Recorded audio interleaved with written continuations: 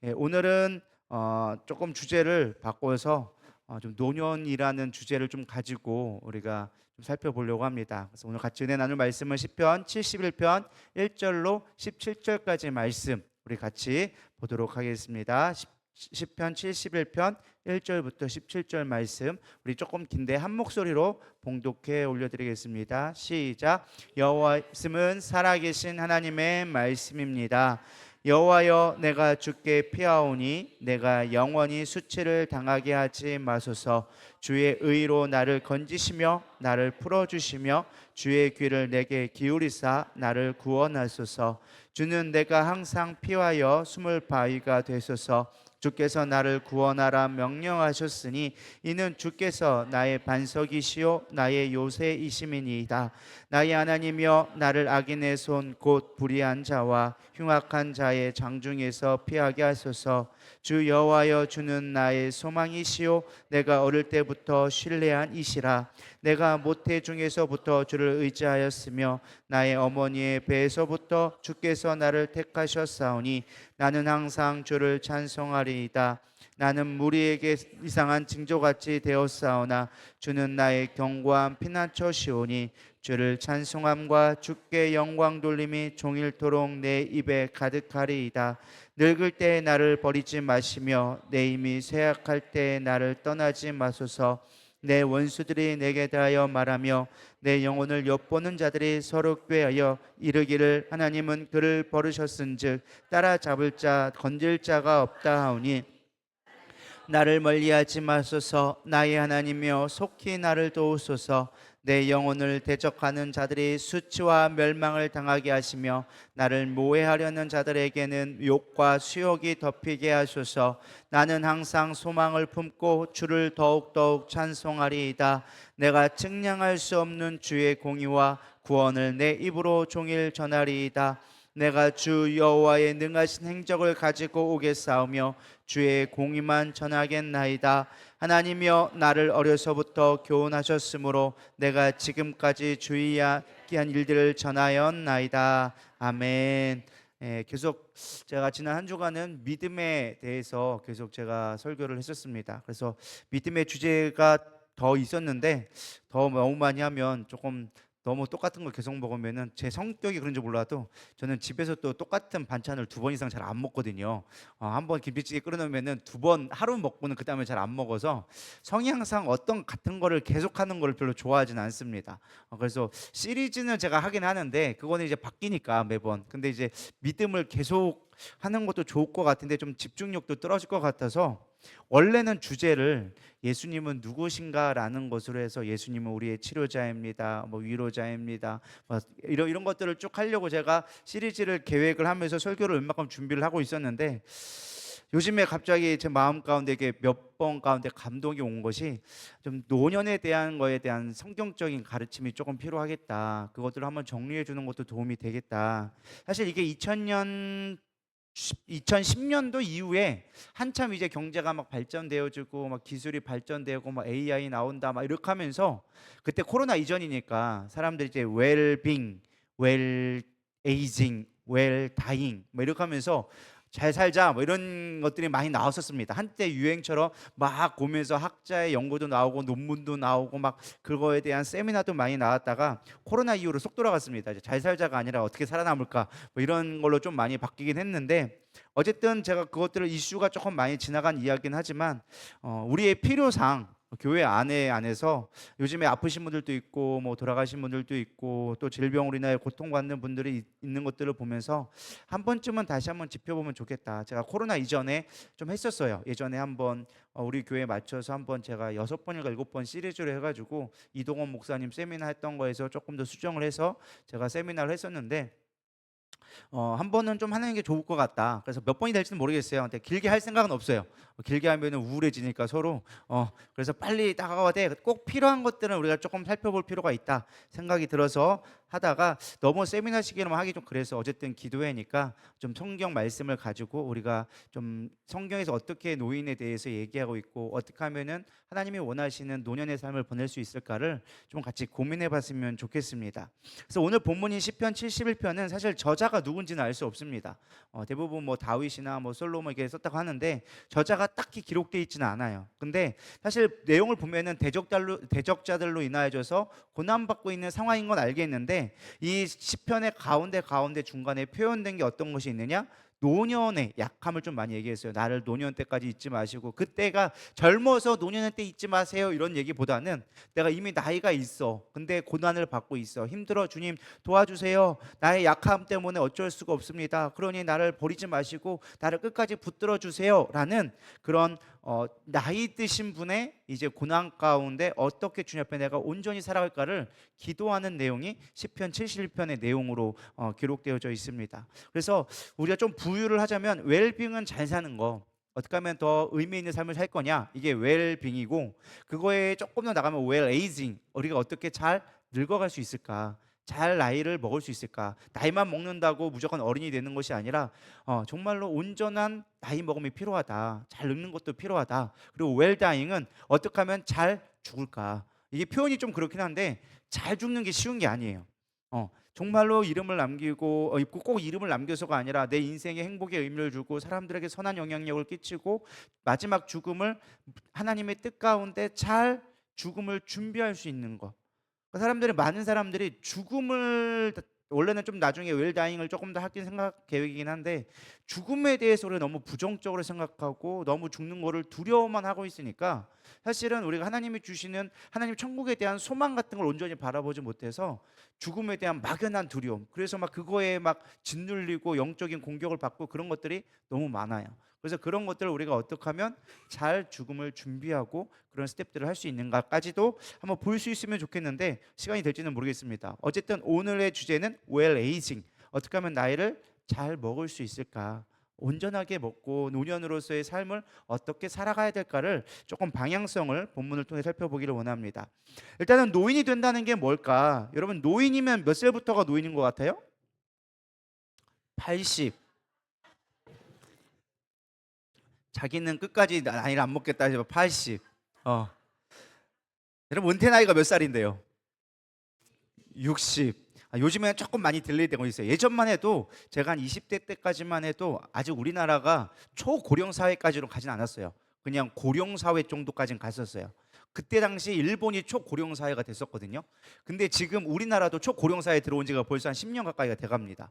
꽤 많은 시간이 지나갔어요. 그래서 옛날에는 60세의 은퇴가 기본이었어요. 근데 요즘에는 60세 은퇴한 사람들이 많지 않아요. 보통 65세 이상 뭐 좀 어떤 직업의 자영업은 막 70세, 80세까지도 하고 뭐 어떤 말로에는 평생 직업이다. 막 이렇게 하면서 사실 은퇴가 점점점 딜레이 되고 있는 시간입니다. 그래서 예전에는 환갑하면은 당연히 했어야 됐어요. 그죠? 옛날에는 환갑 자체가 시골에서는 어른이 되고 정말로 노년을 공경하는 내용이지만 요즘에 환갑하면은 욕 먹어요. 어. 어디서 어린 놈이가 머리가 피도 안 마른 게 벌써부터 환갑하고 있냐고. 적어도 70 정도는 돼야 그래도 조금 노년이 됐다. 조금 노연 티가 난다. 라고 하고 그래도 조금 있어 보이려면 그래도 노인이란 말을 들으려고 한다면 80세, 75세에서 80세는 돼야 그래도 노인 좀 취급 좀 받지 60세, 70세 갖고 어디 가서 노인이라고 하면 큰일 나요. 요즘엔 또 워낙에 젊어지고 관리도 많이 하고 옛날에는 뭐 별로 관리가 별로 없었잖아요. 막 시골에서 일하고 막 그러니까 60세만 돼도 진짜 되게 상할아버지 상할머니 됐는데 여기 60세 이상 되신 분들 와보세요. 누가 60세라 그러나 별로 없다니까요. 여기 60세는 요즘엔 기본이에요. 막 요즘에 경로당 가도 80세 가면은 막내예요. 막 방따가 깎고 있어야 된다니까요. 그래서 안 간다니까. 80세, 90세쯤 돼야 이제 언니하고 있고 막 100세 되신 분들도 막 있고 하니까 이게 어디 가서 막 할 수가 없는 거예요. 그래서 사실 노인이란 정의가 예전과 같지는 않아요. 그리고 또 이것도 개인적인 편차가 너무 심해. 나이도 어린데 불구하고 몸이 안 좋아서 확 하신 분들도 있고 또 너무 잘 먹고 잘 살아가지고 90세가 됐는데도 탱탱하신 분들도 많아요. 그래서 노인의 정의가 딱히 애매하긴 해요. 그럼에도 불구하고 이제 학자들이 조금 정의한 개념이 뭐냐? 레오나르도 이제 브린이라는 노인학에 이제 좀 교육학 쪽에 연구하신 분이 있는데 그분이 뭐라고 얘기하느냐? 노인이란 무엇이냐? 생리 육체적으로 변환기에 있는 사람. 그러니까 신체적으로 뭔가 변화가 확 다가오는 시기가 있다라는 것이죠. 그 흔히 얘기하면 이제 아홉수 꺾였다 뭐 이런 느낌 있잖아요. 뭔가 확 한 느낌이 있거든요. 그리고 심리적인 면에서 개성의 기능이 감퇴되어지는 사람들도 이제 노인에 들어간다. 셋째로 사회적인 변화에 있어서 사회적 관계가 축소되어지는 시기가 노년의 시기다라고 얘기를 합니다. 그러니까 단순하게 예전에는 나이로 잘랐는데 요즘엔 나이로 자르기보다는 어떠한 기능의 변화, 삶의 변화를 통해서 이제 노년이라는 나이를 조금 분리하기 시작합니다. 어쨌든 결론적으로 우리가 나이를 들어간다라는 것은 우리가 생리적으로, 심리적으로, 정서적으로, 행동적으로 사회적인 능력과 어떤 기능들이 쇠퇴되어지는 과정을 노화라는 말로 많이 씁니다. 그래서 여러분들이 느낄 때 언제 노인이라고 내가 이제 할머니가 됐구나, 할아버지가 됐구나 언제 느끼실 것 같아요? 앉았다 일어날 때 가장 쉽게 느낄 수 있는 변화가 무엇이냐? 몸이 변하는 거예요. 기력이 떨어지기 시작하는 거예요. 옛날에는 다쳐도 조금 아파도 한 며칠 쉬고 나면 회복됐는데 이게 이제는 한 번 아프면은 한 달, 두 달 가는 거는 기본이고 이게 회복이 안 되는 거야. 그러면 내가 뭔가가 이제 몸에 변화가 있구나. 예전 같지가 않구나라는 것이 확 느끼시기 시작하는 거예요. 혹은 또 몸에 큰 질병들이 생겼을 때, 뭐 신장이 안 좋거나, 뭐 호흡이 찬다거나, 막 관절들이 안 좋거나, 막 이렇게 되어지면 내가 늙어가고 있구나, 예전 같지 않구나라는 게 느껴지는 거죠. 또 두 번째로 조금 기분 나쁘긴 한데 노인 취급할 때, 아이고 엄마는 가만히 있어 하면서 막 노인 취급 당하면 그때 나도 모르게 내리기 시작하는 거죠. 그리고 이제 셋째는 또 외형적인 변화긴 한데 이제 뭐 머리가 다 하얘지거나, 뭐 이제 외형적인 어떤 변화가 있잖아요. 주름이 갑자기 확 많아지거나, 뭐 피부의 탄력이 확 떨어지거나, 뭐 이런 뭔가 확 변화가 될 때, 그냥 변화가 아니라 뭔가 급작스럽게 변화되어지면 내가 늙어가네라는 것들이 확 느껴지죠. 그러니까 사실은 가장 많이 쉽게 여자가 느껴지는 경우가 흰머리가 생겼을 때, 그리고 대부분은 갱년기가 왔을 때, 이럴 때 이제 내가 이제 조금 이제 할머니가 돼가나 이제 이런 느낌을 많이 갖게 되어지죠. 그리고 넷째는 이제 관계적인 변화인데 손주가 태어났을 때, 자식을 아니까 이제 내가 할머니 됐구나, 어쩔 수 없이 내가 할머니구나 인정할 수밖에 없는 할머니 할아버지가 됐네라는 게 느껴질 수밖에 없는 것이죠. 또 정서적으로는 이제 건망증들이 생겼을 때, 안 그랬는데 이제 어느 순간 핸드폰이 어디 갔나 맨날 찾고 있고 리모컨 찾고 있고, 내가 누구 만나기로 했는데 누구 만나기로 했지 막 이런 생각이 드는 거. 분명 오늘 약속했는데 누구 만나기로 했지 막 이런 생각이 들 때, 내가 조금 이제 할머니가 돼가는구나 뭐 이런 생각이 들기도 하고, 또 세대 차이가 확 느껴졌을 때, 이제 예전에는 어디에도 말이라도 꼈는데 이제 말도 끼기가 애매한 거야. 눈치만 보고 있고 어떻게 되나 막 소극적이 되어졌을 때, 내가 조금 정서적으로 이제 노화가 오고 있구나라는 것들을 조금 알게 되어지죠. 그럼 노화가 되는 게 단순하게 사실 숫자적 변화는 아니에요. 사실 되게 긍정적인 면들도 많이 있는데, 사실 우리가 이 노화하다 보면 부정적인 영향들이 많이 생기는 거예요. 대표적인 게 아까도 얘기했지만 신체적인 것들이 안 좋아지고 기능이 떨어지고, 그러니까 마음은 안 늙었는데, 마음은 아직도 이빨 청춘인데, 그렇죠 신고사님? 뭐 김봉사 아직도 그러잖아요. 아직도 이빨 청춘 다 할 것 같은데 막상 해보면 안 되는 거야. 몸이 안 따라주고 막 안 되니까 지치고, 막 생각도 잘 안 되고 막 이러다 보니까 지치는 거야. 난 아직도 이빨 청춘 꽃다운 나이인데 안 되다 보니까 사실은 마음이 부정적으로 변하게 될 수밖에 없다라는 거야. 그래서 이 부정적인 것들의 몇 가지 기능을 살펴보면 반복적인 내용이지만, 첫 번째는 육체적 손실에 대해서 성경에서 잘 이야기해 준 부분이 있어요. 전도서 12장 2절에서 6절 한번 읽어볼까요? 이게 참 재밌어요. 읽어보겠습니다. 시작. 해와 빛과 달과 별들이 어둡기 전에, 비 뒤에 구름이 다시 일어나기 전에 그리하라.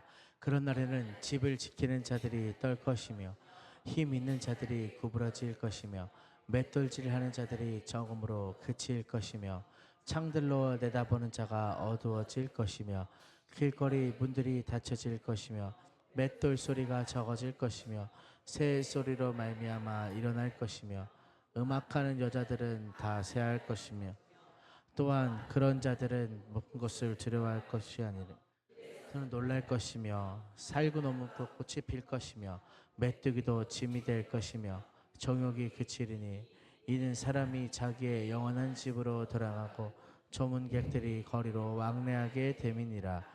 은줄이 풀리고 금 그릇이 깨지고 항아리가 샘 곁에서 깨지고 바퀴가 우물 위에서 깨지고. 아멘. 이게 뭐의 모습이냐 계속 읽으면 나오는데, 여기 중간에 보면은 자기의 영원한 집으로 돌아가고 뭐예요? 죽는 거예요. 근데 죽는 과정을 시적으로 좀 표현해 놓은 거예요. 재밌게 해학스럽게 표현했는데 이게 여러분들 그냥 봐서는 뭔지 모르겠죠. 이게 도대체 뭔 소리지? 뭐 메뚜기는 뭐 힘들고 뭐 이게 도대체 살구꽃은 뭐고, 이게 조금 풀어보면은 여러분 좀 그럴 거예요. 일단은 집을 지키는 자가 떤다라는 것은 사실 집을 지키는 건 우리의 몸을 의미하는 거예요. 근데 우리의 손발이 사실은 우리의 몸을 지키는 표현을 이렇게 표현을 해놨어요. 그래서 시적인 표현인데 이 손발 집을 지키는 자가 떤다라는 게 수족이 떨리기 시작하는 거예요. 내가 집을 지키는 자가 떨리기 시작하고 힘 있는 자다라는 말이 유대인의 관점에서 힘은 어디서 나오냐? 배와 허리에서 나와요. 그래서 배가 어떻게 했다? 허리가 구부러지기 시작하는 거예요. 손발이 떨리고 허리가 구부러지고, 맷돌하면 여러분 뭘까요? 한번 추리를 해보세요. 재밌게. 우리 몸에서 맷돌 기능을 하는 게 있어요. 이빨. 정답. 이빨이 뭐 하는 거예요? 이빨이 적어져요. 이빨 빠지기 시작한다라는 거예요. 틀리해야 된다라는 상황이 오기 시작한다라는 것입니다. 그리고 창이 어두워진다.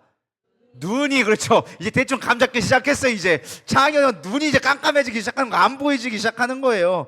길거리의 문들은 뭘까요? 길거리의 문은 문인데 똑같이 구멍이 있는데 길거리에 있는 문. 귀가 어두워지기 시작하는 거예요.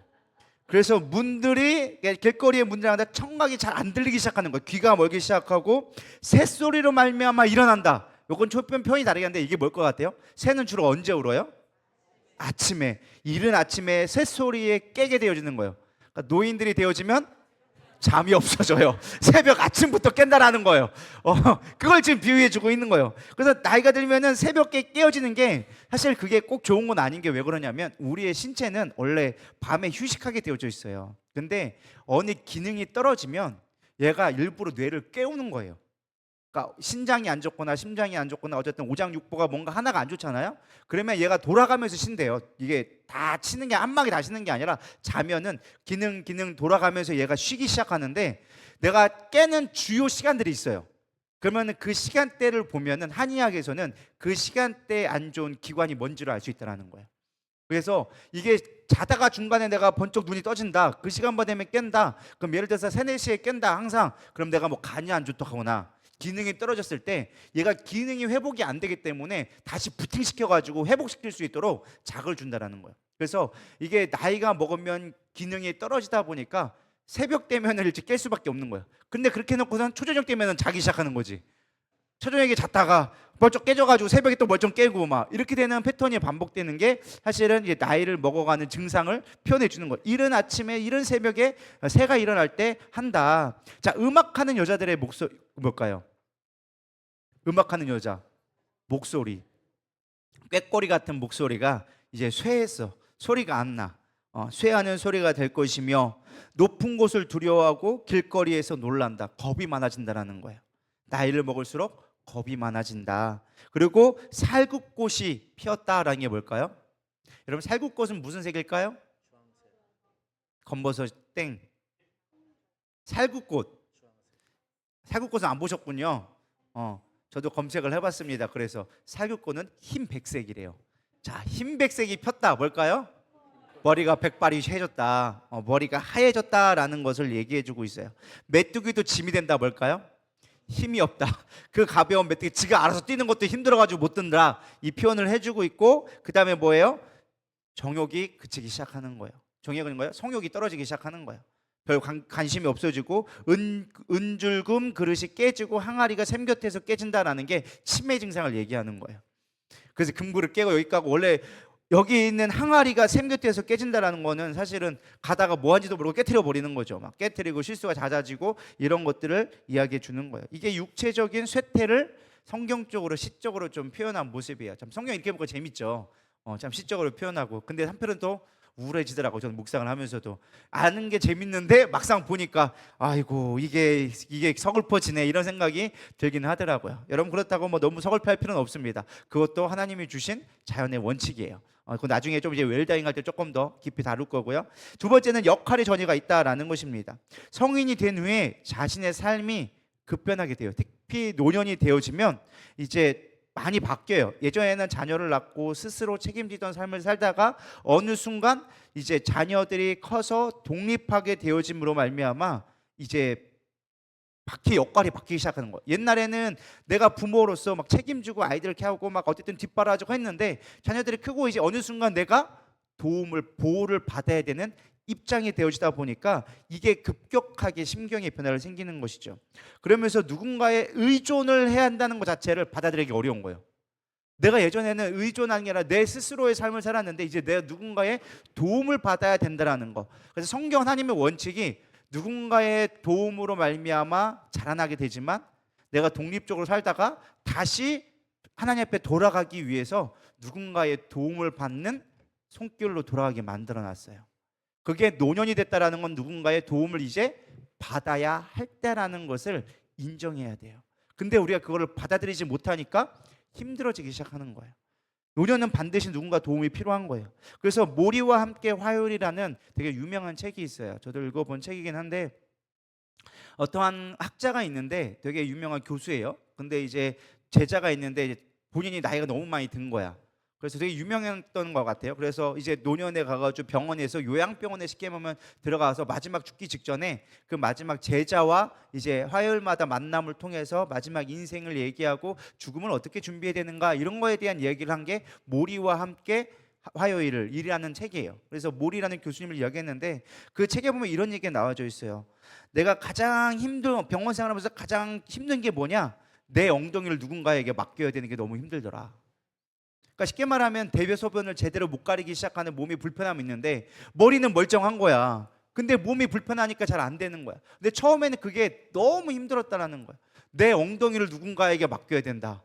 그게 너무 힘들었는데 그러면서 그가 생각을 바뀐 게 뭐냐면 이제는 내가 생각을 바꿔서 어린아이로 돌아가서 누군가의 나의 엉덩이를 만져줄 때 황홀감을 느끼려고 생각한다. 이게 표현이 그런데 사실 어린 아이들이 가장 행복할 때가 언제냐? 엄마가 똥 터워주고 할 때, 그 시원한 거, 그 찝찝한 거를 누가 깨끗이 닦아줬을 때 만족감. 그래서 사실 어릴 때 성장기 과정 중에 하나가 그게 있어요.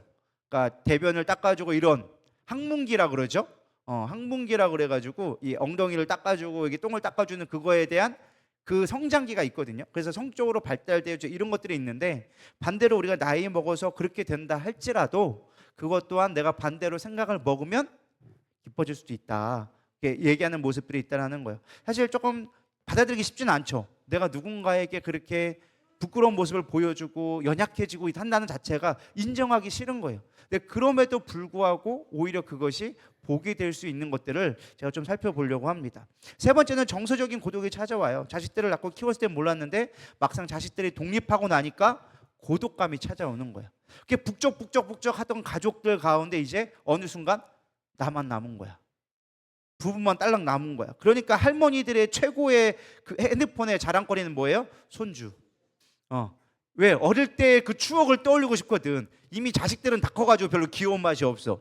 키우는 맛이 없어. 그러니까 어렸을 때 키웠던 맛을 보기 위해서 손주만 잔뜩 보고 있는 거예요. 그래서 그거를 빈 둥우리, 빈 둥지 말이 생각이 나가지고 빈 둥지, 그 빈 둥지가 되는 것들이 고독감이 찾아온다라는 거야. 그렇게 같이 살다가 가족들이 하나둘씩 떠남으로 말미암아 이제 홀로 남겨진 것들. 사람이 원래 그렇잖아요. 든 자리는 몰라도 난 자리는 안다고. 애들이 떠나기 시작하면 이제 외로워지기 시작하는 거예요. 그래서 사실은 우리가 온전하게 사실은 잘 읽으려면 자녀가 우선되면 절대 안 돼요. 부부 생활 때도 어릴 때도 마찬가지부터 가정이 부부가 가장 관계가 좋아야 나중에 노년도 행복할 수가 있어요. 근데 많은 사람이 착각하는 게 애를 낳으면 특히 아내들이 여자분들의 특징이 아이한테 시선을 다 뺏겨줘요. 그럼 남편과의 관계가 소홀해질 수밖에 없어요. 그러면 나중에 이게 자녀들이 크고 나면 이제 아내는 그때야 독립을 하게 되거든. 그때야 비로소 자유가 찾아와. 그러니까 이제 다 귀찮아지거든. 나는 이제 나 자유 얻었네. 편안하게 이제까지 고생했는데 나를 좀 놔두지. 왜 이렇게 꼭 거기다가 남편이 해달라면 또 하나 애가 생기니까 불편하기 시작한 거야. 그러면 관계가 안 좋아지고 그래서 갈등이 많이 생기기 시작하는 거예요. 그게 가족의 원리가 그래요. 생활이 자체가 그런 거예요. 그래서 사실은 그게 되게 잘못된 방법 중에 하나예요. 가족이 진짜 행복하려면 부부가 행복해야 돼요. 어차피 자녀들은 뭐 한다? 떠난다. 길어봐야 20년, 30년, 25년이에요. 20년, 25년 지나면 떠나요. 그러면 앞으로 부부와 살아갈 수 있는 시간은 그보다 훨씬 더 길어요. 자녀는 20년이지만 부부는 40년, 50년이란 말이에요. 그렇기 때문에 사실은 진짜 중요한 게 뭐다? 부부를 관계를 잘해야 돼요. 그래서 사실은 나이가 먹을수록 더 많이 부부가 놀러 가고 서로에 대해서 잘 할 수 있게끔 사실은 추억을 만드는 일이 더 중요해요. 그래서 나이가 먹잖아요. 애들 핸드폰 사진에 손주 사진을 넣을 게 아니라 누구 손을 넣어야 돼요? 둘일만의 추억을 만드는 사진들을 많이 저장해야 돼요. 그래야 노년에 외로워지지 않는다. 이게 진리예요. 제가 하는 말은 아니고 학자들이 하는 말이에요. 그게 부부관계 훨씬 더 중요하다. 애들은 떠나고 손주들도 그때뿐이지 그 손주가 나를 대신해서 살아줄 수는 없어. 어쨌든 그래서 중요한 게 부부다. 근데 안타까운 건 누군가가 사별을 하거나 이별을 하게 됐을 때 찾아오는 고독을 사실 우리가 조금 케어할 수 있어야 돼요. 그거는 조금 더 깊이 있는 과정이라 나중에 기회가 되면 이제 좀 더 얘기를 나누도록 하고, 그거 얘기하면 또 오늘 또 1시간 가야 되기 때문에 어쨌든 패스를 하고, 이렇게 빈 둥지 때문에 우리가 사실은 고독함이 찾아올 수 있다. 그런 것도 우리가 겪어야 될 노년의 과정 중에 하나다라는 거예요. 그러면 노화가 왜 올까? 사람이 왜 늙고 왜 고통받을 수밖에 없는가? 하나님은 충분히 고칠 수 있는데도 불구하고 왜 굳이 노화와 죽음을 하나님은 허락하셨을까? 사실 성경에서 노아가 이 노인이 된다라는 것은 성경적인 하나님의 원래 계획은 아니었어요. 그게 원래는 타락으로 인한 결과물이 노아예요. 창세기 1장 21절에 보면 하나님의 자기 형상 곧 하나님의 형상대로 사람을 창조하시되 남자와 여자를 창조하시고 하나님의 형상으로 창조되었다. 근데 중요한 건 형상이 파괴되었다. 언제? 창세기 3장 22절에 보면 여호와 하나님이 이르시되 보라 이 사람이 선악을 아는 일에 우리 중 하나같이 되었으니 그가 그의 손을 들어 생명나무도 열매도 따먹고 영생할까 하노라 하시고, 그래서 생명나무를 따먹지 못하게 쫓아내심으로 말미암아 우리 가운데 뭐가 오기 시작한 거예요? 영생이 끝나기 시작한 거예요. 그래서 옛날에는 오래 살았어요. 그 영향력이 있는지 몰라도 막 무드셀레는 막 900 몇 세까지 살았어요. 기본 막 900세 막 몇백 세는 살았어. 근데 점점점 나이가 줄어들기 시작한 거예요. 그래서 다시 기술이 발전돼서 이제 조금 더 100세까지 세다라고 얘기하지만 그럼에도 불구하고 사실은 생명이 너무나 줄어들었죠. 그래서 성경에서 얘기한 건 사실 가장 중요한 건 육체적인 질병이 가시가 나타난 건 죄로 인한 결과예요. 근데 그럼에도 불구하고 하나님은 왜 굳이 죽음의 문제를 해결해 주시지 않으셨을까? 왜 질병을 해결하지 않으셨을까? 물론 예수님 오셔서 질병을 고쳐주신 건 뭐예요? 고칠 수 있는 하나님이라는 걸 나타내기 위해서 질병을 고쳐주셨는데, 사실 윌리엄 템플이라는 학자가 목사님이 이렇게 얘기합니다. 하나님은 물질을 좋아하셔서 물질을 만드셨다. 하나님이 이 땅을 창조하실 때 너무나 좋게 창조해 주셨다라고 얘기해 주고 있어요. 근데 중요한 건 그럼에도 불구하고 우리가 심판 아래 놓여져 있지만 그 회복을 통해서 하나님을 깨닫게 하기 위해서 이대로 내버려 두셨다는 거예요.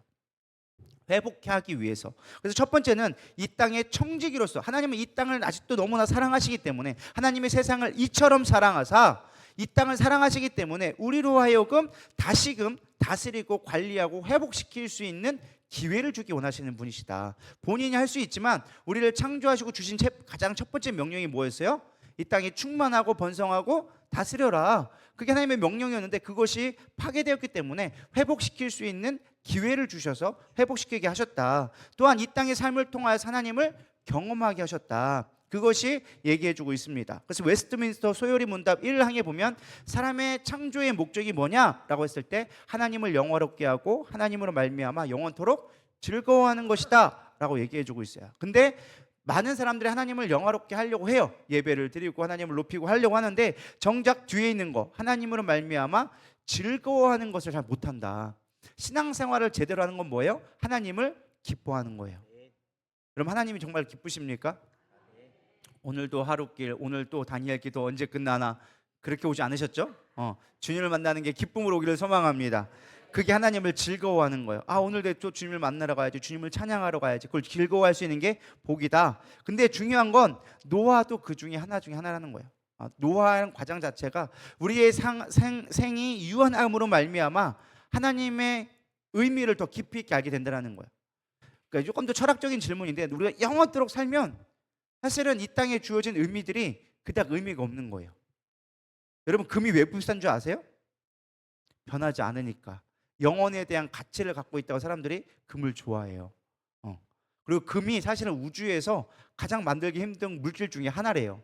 요거는 지구에서 만들 수 있는 수준이 아니라, 아무리 지금 과학기술이 발달돼도 만들 수는 있는데 만들어도 온전한 금을 못 만든대. 요거를 만들 수 있는 건 우주적인 힘이 있어야지만 만들 수 있는 게 금이래요. 그래서 금을 이제 뭐 성경에 빗대어서 얘기는 하긴 하는데, 어쨌든 노아라는 것 자체가 우리가 이 짧은 인생이 있기 때문에 하나님의 의미를 더 알 수 있다라는 거예요. 요거 조금 더 철학적 깊이 들어가는 부분이라서 요것도 빨리 패스하고 넘어가도록 하겠습니다. 빨리 또 끝내야 되기 때문에 너무 늦게 가면 또 1시간씩 되면 너무 들어져서. 그렇다면 두 번째 이제 드디어 본문으로 들어갑니다. 이제 왠지 제가 알겠죠? 이제 본문 들어가요. 그래서 노년의 지혜로운 삶은 오늘 시편에서 뭐라고 얘기하고 있느냐? 노년의 신앙의 자세를 얘기해주고 있는데, 첫 번째는 피신이라고 제가 얘기를 줘봤어요. 내가 주께 피하나이다. 우리가 지혜롭게 노년에 나이를 잘 먹어갈 수 있는 가장 첫 번째 원리가 무엇이냐? 하나님한테 내 몸을 피하는 거예요. 하나님 앞에 피하는 게, 하나님 앞에 내가 가는 게 가장 지혜로운 삶이다. 1절에 보면 여호와여 내가 주께 피하오니 영원히 수치를 당하지 않게 하여 주시옵소서. 하나님 앞에 피한다라고 얘기해 주고 있어요. 사람은 젊을 때 자신이 강하다고 생각해요. 내가 다 할 수 있다고 생각하는 게 많아요. 열정도 있고 건강도 있고 선택지도 많고 할 수 있는 것도 기회도 너무 많아요. 그래서 두려움이 별로 없어, 젊을 때는. 근데 나이를 먹어갈수록 두려움이 생겨요. 아는 만큼 두려워지는 것들이 많아지기 시작하는 것이죠. 그러다 나이 들면 깨닫는 거예요. 사람의 힘으로는 이 땅을 살아가기가 쉽지 않구나. 온전한 내가 구원을 받을 수가 없구나라는 것을 나이 먹으면 안다라는 거예요. 예전에 제가 박진영의 어떤 유튜브에 이런 말을 하더라고요. 자기가 젊을 때는 인맥 관리하냐고 정말 많은 돈과 시간을 썼대요. 사업을 해야 되니까 막 유명하고 했으니까 막 전 세계 돌아다니면서 걔가 막 미국 돌아다니면서 막 유명한 사람들 다 돌아다니면서 만나고, 인맥 관리가 자기가 성공하는 길이라 생각했대요. 근데 막상 나이가 먹어가니까 그 인맥이 아무것도 아니라는 것을 깨달아지기 시작했대요. 오히려 그 시간에 나를 지켜주고 보호해 줄 줄 알았는데 그게 안 돼서 오히려 그 시간에 내가 소중한 가족들과 몇몇의 친한 친구들에게 집중하는 게 내 인생에 더 의미 있게 될 수 있다는 것을 비로소 깨달아지기 시작했다. 그러니까 내가 예전에는 막 어떻게든 성공해 보려고 막 줄 닫고 만들어 놓고 막 어떻게든 만나가지고 저 사람을 하고 막 했는데, 막상 나이 먹고 나니까 그게 아무 의미가 없더라는 거예요. 진짜 소중한 친구들과 가족들과 함께 내가 뭔가의 전문성을 가지고 기뻐할 수 있는 일을 찾는 게 진짜 더 행복한 삶이더라. 제가 그걸 우연히 인터뷰 가는 걸 보게 되어졌습니다. 우리가 마찬가지예요. 세상의 사람은 내 마음대로 할 때는 막 다 할 수 있을 것 같아. 근데 나이 먹을수록 우리가 하게 되어지는 건 무엇이냐? 나를 지킬 수 있는 분이 오직 주님밖에 없구나. 사람이 나를 지킬 수 있는 게 아니라는 거예요. 내가 많은 돈을 갖고 있다고 그것이 내가 행복해지는 게 아니라는 것을 깨닫게 되어진다는 거예요. 내 안에 진정한 만족은 누구한테? 주님한테밖에 없다. 그래서 내가 주님한테 들어가는 게, 피신하는 게 가장 노년의 지혜로운 길이다. 근데 우리는 노년이 되면은 막 딴 걸 막 의지하려고 하는 거야. 막 더 주려고 그러고 내 거 욕심을 찾으려고 그러고, 그러면 인생이 더 힘들어지는 거야. 하나님 앞에 더 맡길 수 있게 되어야 된다라는 것입니다. 근데 시편의 기자는 뭐라고 얘기했느냐? 반석과 요새시다. 사실 다윗이 너무나 많이 고백했던 말인데, 사실 노년이 되면은 많이 흔들립니다. 몸도 흔들리고 마음도 흔들리고 관계도 흔들리고 경제도 흔들리기 시작해요. 근데 반석은 흔들리지 않는 거예요. 그래서 주님의 흔들리지 않는 반석에 머무는 게 중요하다라는 것입니다. 그래서 고린도후서 4장 16절에 바울은 이렇게 얘기합니다. 그러므로 우리가 낙심하지 아니하노니 우리의 겉사람은 낡아지나 우리의 속사람은 날로 새로워지도다. 겉사람은 낡아져요. 나이가 먹으면 몸이 낡아지는 건 당연한 거예요. 그거를 부인하려고 하면 안 돼. 그걸 내가 인정하지 않으려고 사람들이 막 보톡스도 많고 막 뭔가 다 하는데, 그거 한다고 우리가 뭐 젊어지는 게 아니에요. 요즘에 뭐 안 늙는 뭐 안테 노화하려고 막 하는 수없이 많은 기술들이 나오지만 그것이 우리를 새롭게 하는 게 아니라는 거야. 속사람이 새로워지는 게 중요하다. 그래서 로마서 8장 14절, 오히려 노년이 복된 이유가 어디서 나오느냐? 여기서 나와요. 우리 로마서 8장 13절 읽어볼까요? 시작. 너희가 육신대로 살면 반드시 죽을 것이로되 영으로서 몸의 행실을 죽이면 살리니. 아멘. 바울이 로마서에 뭐라고 얘기했느냐? 야, 육으로 살면 영이 죽게 되어져 있어. 근데 영을 살리면, 육을 죽이면 영이 살게 되어져 있어. 그러니까 사실 이게 하나님의 놀라운 노아의 원리 중에 하나인데, 나이가 먹어가면 먹어갈수록 우리의 육이 죽어가면 뭐가 살아날까요? 영이 살아날 수 있다는 거예요.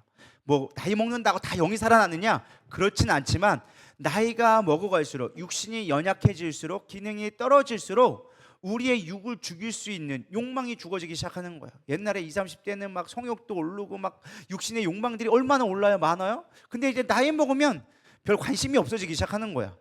막 재밌는 거 있다고 하더라도 관심 있어요? 막 젊을 때야 막 해외 세계 여행 가야지, 막 내가 뭐 해야지. 나이 드신 분들 어디 가져가면 제일 무서워. 어디 가져갈까 봐. 물론 가는 거 좋죠. 아직도 마음은 젊어서 놀러도 가고 싶고 보고 싶은 거 많지만 현실이 그렇지 않으니까 육의 것을 추구하지 않게 되는 거예요. 젊을 때야 막 많이 먹는 것도 사실은 그것도 육신이에요. 막 지금 먹을 수 있는 것도 육신이 젊어서 그런 거지, 나이 먹으면 소화력이 떨어져. 그러니까 먹는 거에도 그렇게 즐겁지가 않아. 그렇지 않나요?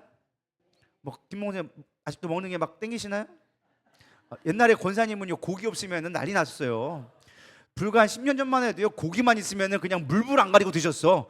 막 말도 없이 그냥 막 이렇게 거의 그냥 흡입하듯이 드셨는데 요즘에는 저도 못 드셔. 이게 너무 가슴이 아픈 거야 사실은. 근데 그게 사실은 반대로 생각하면 육을 죽일 수, 내가 육으로 죽지 않으니까 하나님이 육을 죽여주시기 시작하는 거예요. 오히려 영이 살 수 있는 기회가 되는 거예요. 이게 별로 이해가 안 가시나요? 이 영적인 원리를 깨닫기를 소망합니다. 하나님을 더 가까이 할 수 있도록 하나님이 만들어 주시는 거예요.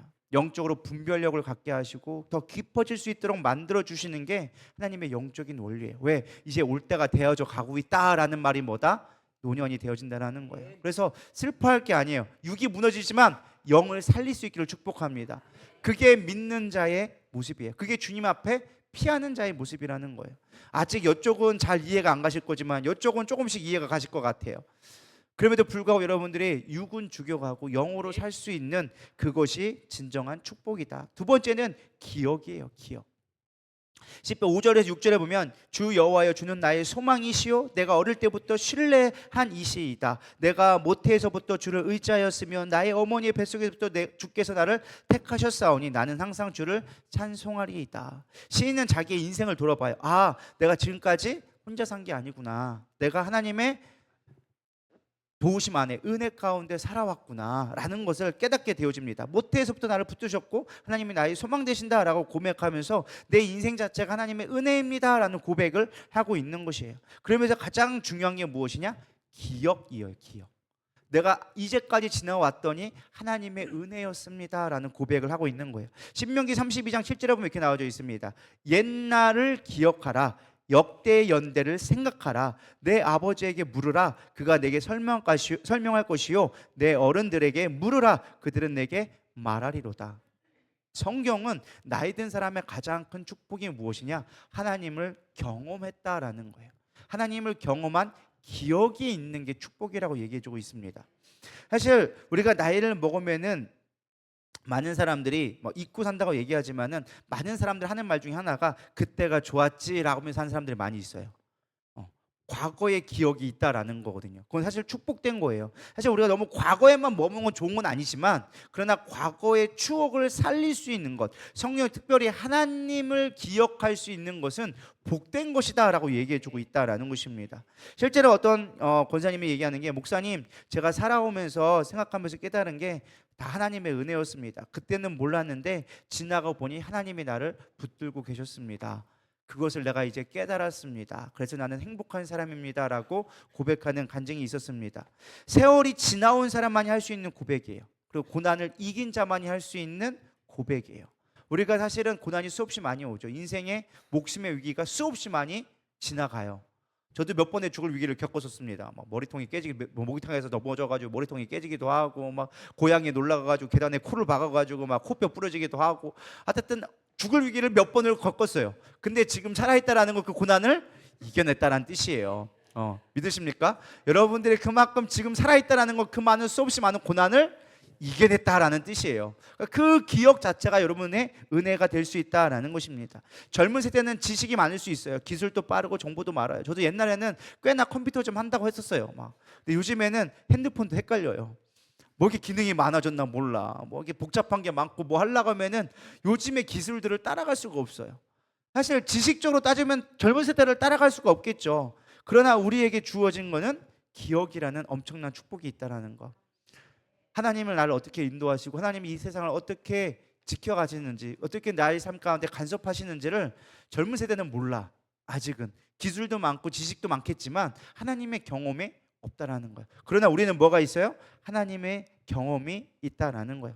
잘 늙어갈 수 있는 축복은 무엇이냐? 하나님을 경험하는 거예요. 인생이라는 시간 속에서 하나님을 기억을 많이 할 수 있는 것이 잘 늙어가는 거다. 그래서 여러분들이 온전한 기억들을 가졌으면 좋겠습니다. 그럼 어떻게 기억을 갖고 있느냐? 제가 또 유튜브를 보다가 이게 또 발견하게 됐어요.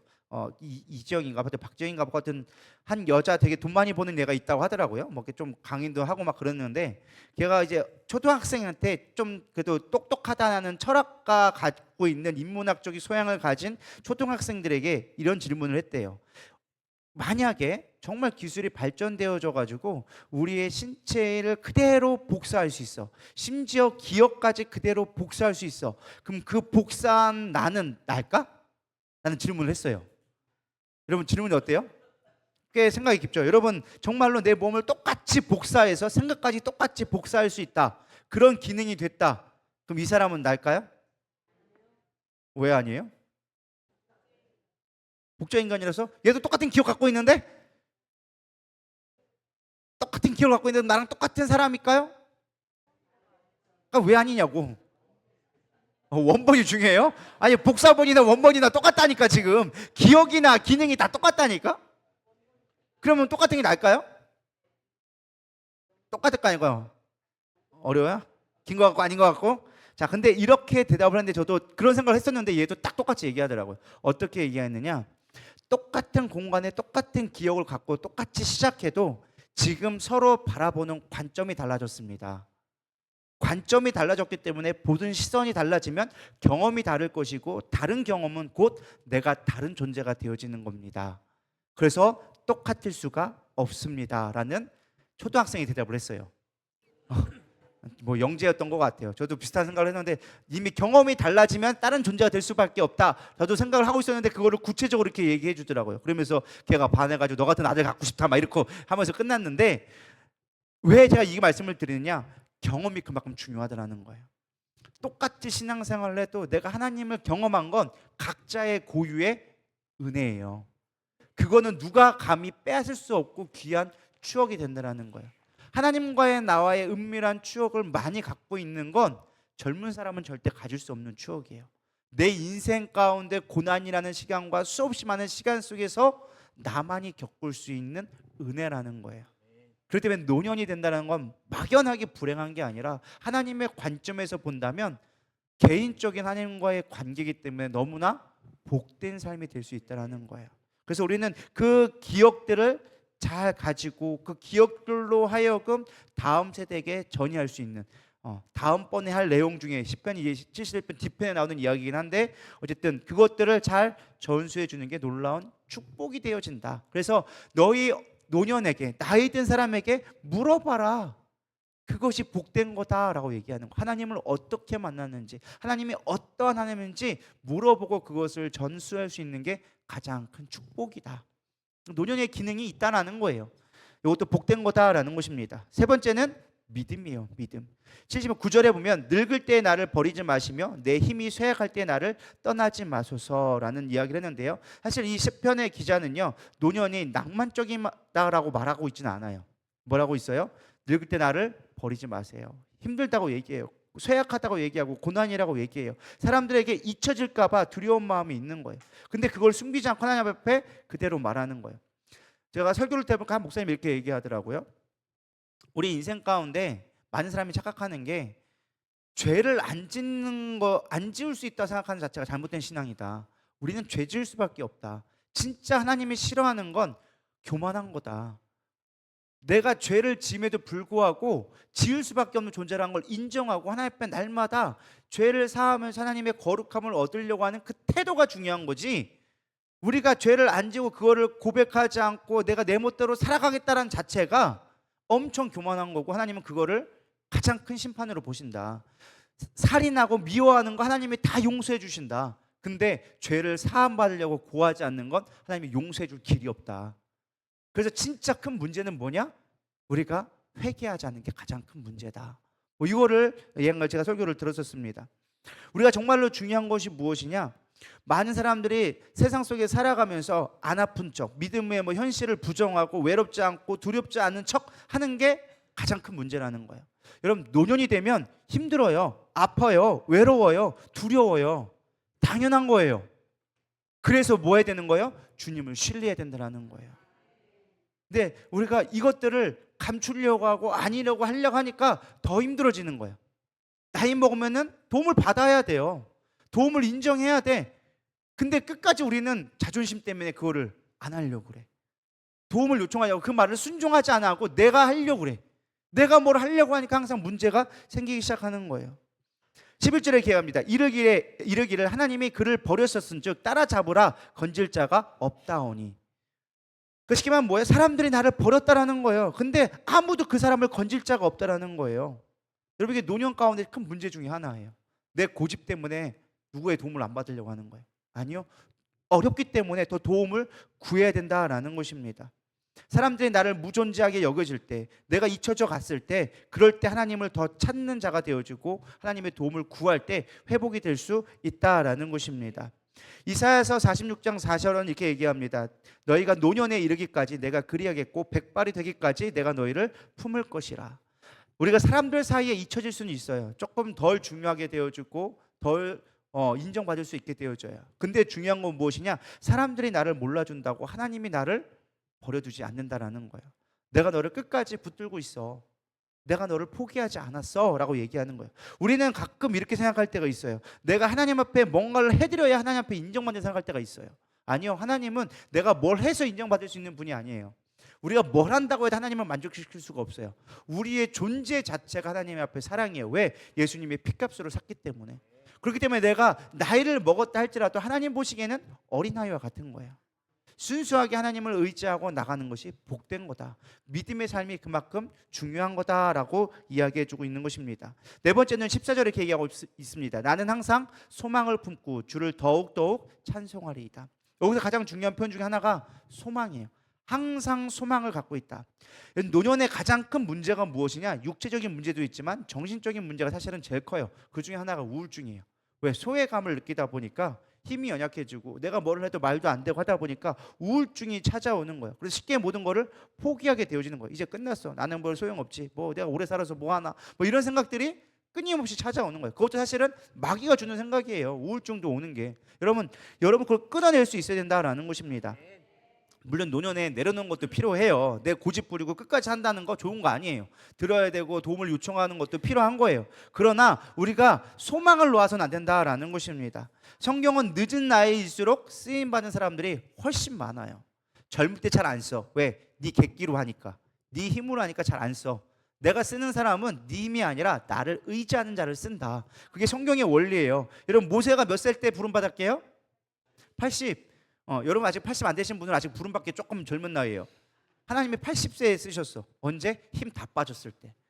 애굽에 있을 때 왕자로 40년 동안 그 승승장구하고 전쟁에 승리하고 모든 영광과 명예와 권력을 다 가졌을 때 하나님 안 쓰셨어. 40년 동안 해가지고 모세가 나는 혀가 둔한 자이니다. 이게 무슨 말일까요? 모세가 말을 더듬었다고요? 아니, 그런 말이 아니에요. 모세가 광야에서 미디안의 사람들 미디안 말을 40년 동안 썼더니 애굽의 말을 다 까먹었어.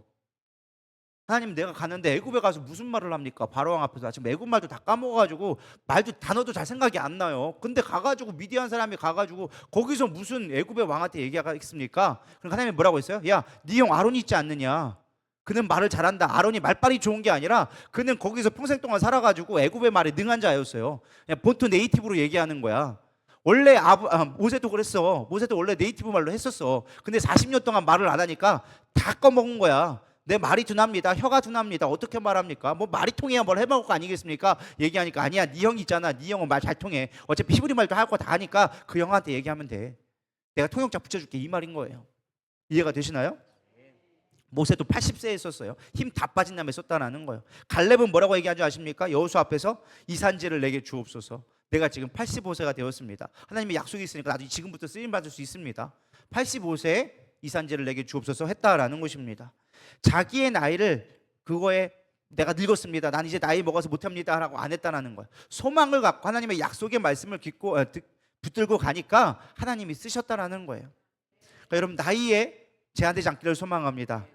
내가 이 나이에 뭐를 해요 하는 것도 없고, 아니요, 그때부터 쓰면 돼요. 하나님이 하시는 건 우리의 지식이나 방법이 아니라 하나님이 하시게끔 만들어야 된다는 거예요.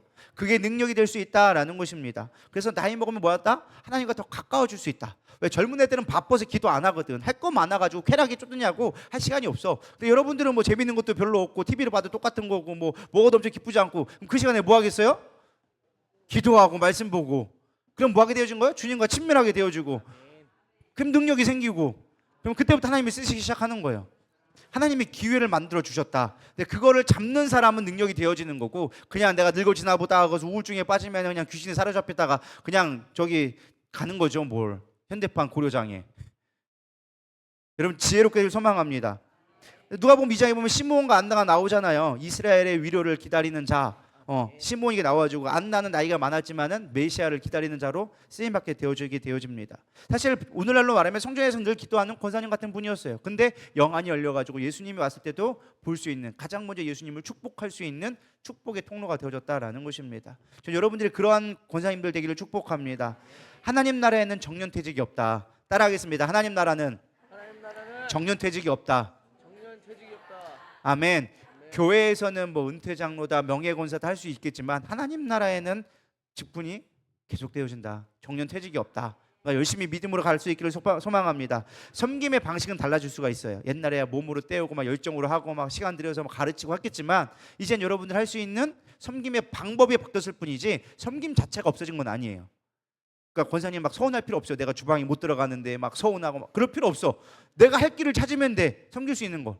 그런 거 빨리빨리 물려주고 하면 되지. 뭐 힘들어 죽겠는데 거기서 굳이 그걸 하려고 그래요. 빨리 그런 거 넘겨주고 세워주고 다음 세대 세워주고 내가 할 수 있는 길을 찾아가면 되는 거예요.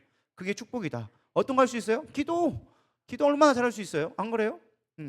예배 지켜주는 거 제가 보면요, 젊은 애들은 잘 안 와. 근데 이게 나이 드신 분들은 꾸준히 지켜. 제가 볼 때는 성실성에 있어서는 100점이야. 믿으십니까? 그게 하나님 앞에 복된 거지. 안 그래요? 그게 진짜 복된 거다. 자리 지키는 것도 제일 큰 은사 중에 하나다. 할렐루야. 여러분, 긍지를 가지셔야 돼. 내가 열심히 나왔고 내가 와가지고 뭐하나 뭔 말인지도 모르겠고 괜찮아요. 앉아있는 것만으로도 복되다. 할렐루야. 그래서 시간이 없어서 오늘 여기까지만 할 거예요. 더 이어서 할까 내용이 있긴 한데 어쨌든 빨리 끝내야 되니까. 여러분, 몸이 연약해질 수 있습니다. 사실 제가 이렇게 설교를 준비한 이유가 뭐냐면 성도들을 보면서 사실은 노화에 대한 두려움이 좀 없어졌으면 좋겠다는 생각을 갖게 되어졌어요. 장로님들을 보면 귀가 잘 안 들리시고 막 몸도 연약해지시고 그러다 보니까 막 마음도 연약해지시는 게 막 느껴져요. 그래서 어느 날 장로님이 저한테 오셔가지고 주일날 얘기하더라고요. 목사님 미안해요. 그래서 뭐가 미안한데요 장로님? 막 그러니까 내가 오고 싶은데 약해 못 와. 그래가지고 미안해. 그래서 주일밖에 못 와. 미안해. 그래. 미안하긴 뭘 미안해요 장로님. 하나님 찾고 하면 되지. 그럴 때 더 힘내시고 다음에 더 힘내서 하나님 앞에 기도하며 나오세요. 얘기해갖고 말았거든요. 사실은 우리가 연약해지는 그 모습을 볼 때 사실은 목회자로서 참 마음이 아픕니다. 내가 대신 아파줄 수 있는 것도 아니고 어떻게 막 기도해가지고 빵 해가지고 뭐 갑자기 막 이빨 청춘처럼 막 날아다니면 얼마나 좋겠어요? 근데 그렇게 되는 것도 아니고 하나님이 그렇게 세우신 계획을 제가 막 하나님 바꿔달라고 할 수도 없잖아요. 사실 나이 먹으면은 노화되는 건 당연한 거고 그걸 인정해야 되는데 사실 그 모습을 볼 때마다 사실 저도 가슴이 메워요. 옛날에 김봉원 고사님 두 팔 걷어붙이면서 누구 한번 붙어봐라 막 이런 열정이 어디 갔는지 막 지금 보면은 막 와가지고 여기 아파요 저기 아파요 막 하고 있는 거 보면은 안타까운 거예요. 옛날에 오집사님만 얘기했거든요. 황소만 가져오라고. 없어서 못 잡는다고. 요즘에 뭐 시키면 시킬까봐 도망가셔. 그런 모습 볼 때마다 얼마나 사실은 좀 마음이 무거워져요. 불과 몇 년 사이인데 다들 이제 육체의 연약함 앞에 또 마음의 우울함 앞에 이렇게 무너지는 모습을 볼 때마다 좀 이겨내야 되는데 어쨌든 이것도 하나님의 순리 가운데 있는 거라 그걸 우리가 마냥 거부할 수만은 없고 사실 기도해서 고침받는다고 해도 가인도 내가 볼 때는 살아났지만 누구지? 죽었다 살아나나? 나사로도 살아났지만은 죽었을 것 같아. 내가 볼 때는 살아났지만 죽었어. 안 그래요? 성경에 영원토록 살았다는 말은 없는 것 같아요. 그러니까 우리가 아무리 고침받아도 또 아플 수밖에 없는 현실 속에 있어요. 무릎이 아파요. 고쳐주세요. 기도했더니 나았어. 근데 한 1, 2년 지나다가 또 아파. 안 아플 수가 없어. 허리 아픈데요. 막 기도받더니 나은 것 같대요. 근데 한 2달 지나가면 또 아프대. 어쩔 수 없어. 왜? 하나님의 원리가 그런 걸? 노화될 수밖에 없어. 근데 그런 모습을 볼 때마다 육체에 매이지 않는 삶이 좀 필요하겠다. 우리가 언제까지 육신에 매여져 있는 거야? 오히려 영이 영에 집중을 해야. 물론 육신 불편하죠. 힘들죠. 여기 10번 기자도 얘기하잖아요. 힘들다, 아프다, 두렵다. 하나님 나 버리지 마세요. 막 간절히 기도하잖아요. 오히려 그것들이 축복이 되는 그런 믿음의 눈들이 띄어졌으면 좋겠다. 아프니까 더 주님 찾고, 내가 연약해지니까 주님을 더 의지하고, 외로우니까 주님밖에 없고, 사람들이 날 안 알아주니까 그래 나 주님밖에 친구 없어. 그것도 능력이 될 수 있다니까요. 근데 그렇게 되어져서 마음의 평안을 얻는 게 진짜 기쁨인데, 그게 진짜 잘 나이를 먹어가는 건데, 사실 우리가 그러지 못할 때가 너무 많은 것이죠. 여러분들 이미 복받은 자입니다. 믿으십니까? 잠언 10장 27절 여호와를 경외하면 장수하느니라. 여러분 나이가 많아진다는 건 그만큼 뭐예요? 하나님을 잘 섬기고 있다라고 믿으시면 돼요. 성경에 이렇게 나와 있잖아요. 뭐였어도 그리고 그러나 악인의 수명이 짧아지느니라. 그러니까 여러분이 지금 장수하고 있다, 나이를 먹어가고 있다, 나는 하나님 앞에 복받은 자구나 생각하면서 기쁨으로 살아갈 수 있으면 좋을 것 같아요. 노년의 가장 큰 축복은 다음 시간 할 시간 이야기지만 감사와 찬양이에요. 몸을 쓰지 못하지만 더 기도할 수 있고, 바쁘지 않게 더 집중할 수 있고, 약점이 아니라 축복으로 믿음의 눈을 돌릴 수 있는 저와 여러분 되기를 소망합니다. 그래서 오늘 이 시편 71편의 노년의 기도처럼 여러분들도 오늘 이렇게 기도하면서 주님 노년에 너무 늙어지지 않게 해주옵소서, 너무 우울하지 않게 해주시옵시고, 연약하다 해져서 낭만한 것이 아니라 이것이 축복으로 하나님이 주신 놀라운 섭리로 더 깊이 있는, 그러니까 이게 노화가 아니라 성숙되어져 가는, 깊어지는 그런 우리의 삶이 되게 해달라고 같이 기도했으면 좋겠습니다. 하나님의 은혜로 우리 찬양하시고 우리 기도하도록 하겠습니다.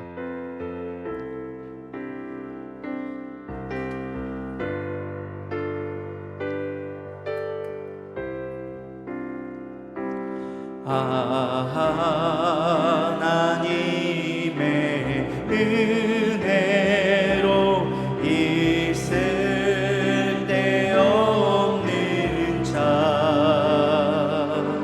왜 구속하여 주는지 난 알 수 없도다. 내가 믿고 또 의지함은 내 모든 영병 잘 아는 주님, 늘 돌보아주실 것을 나는 확실히 아네. 왜 내게 굳세 믿음과 또 복음 주셔서